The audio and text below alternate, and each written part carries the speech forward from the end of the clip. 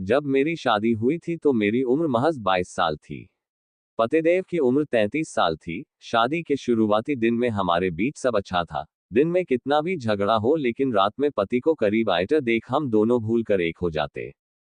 पहले तो मैंने घर वालों को मना किया क्योंकि पति को उम्र ज्यादा थी, पर घर वाले नहीं माने।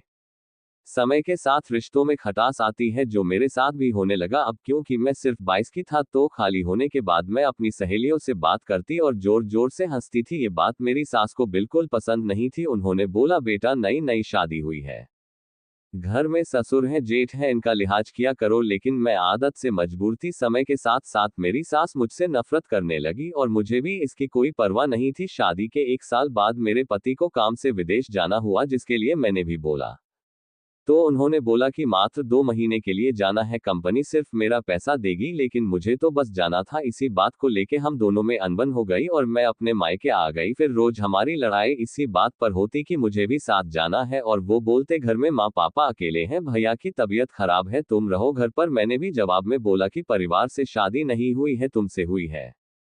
काफी बहस के बाद मेरे पति ने बोला, जाओ करो अपने मन का बनवा लो पासपोर्ट। इधर उन्होंने हाँ कहा और मैं निकल ली पासपोर्ट बनवाने।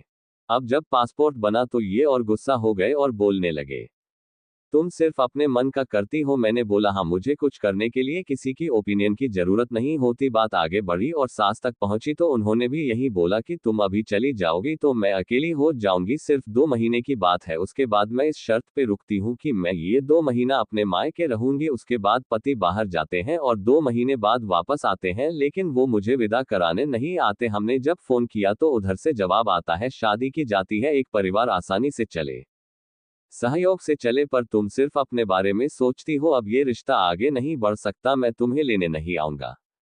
जब ये बात मेरे घर वालों को पता चली तो पापा और माँ कॉल करने लगे। मैं भी अपनी सेल्फ रिस्पेक्ट से कभी समझौता नहीं करना चाहती थी, तो मैंने भी माना कर दिया कि अब मैं तब तक नहीं जाऊंगी जब तक तुम मुझे लेने नहीं आते। वो तो नहीं आए और रिश्ते तोड़ने के लिए पेपर भेज दिए। मैंने भी कोई समझौता नहीं किया और तलाक दे दिया। 22 में शादी हुई और 23 साल में मेरा तलाक हो गया।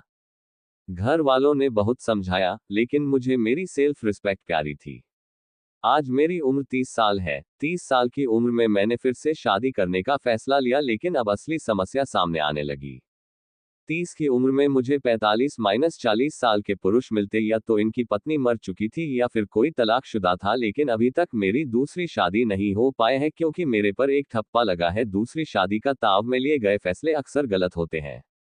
जब मैं अकेली होती हूँ तो यही सोचती हूँ, काश बाहर जाने की जिद ना की होती तो ये दिन ना देखना पड़ता। लड़के की दूसरी शादी हो गई, एक बेटी भी है, लेकिन मेरी जिंदगी कई साल पीछे चली गई और भविष्य भी अंधकार में है। मेरी 5 बहन है, उस समय सबने मेरा साथ दिया था तलाक में, लेकिन आज सिर्फ मुंह पर बोले भर का रिश्ता है, कोई भी सपोर्ट नहीं है, ना बहनों से ना माँ बाप से। आजकल को लड़कियां जिंदगी अपने शर्त पर जीना चाहती है।